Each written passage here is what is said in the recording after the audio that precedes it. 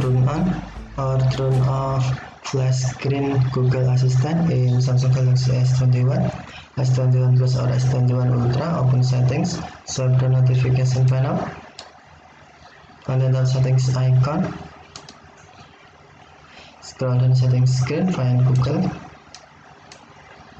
and then tap Google services. Scroll down screen, and then tap settings for Google Apps. Tap search assistant and voice, and then tap Google Assistant.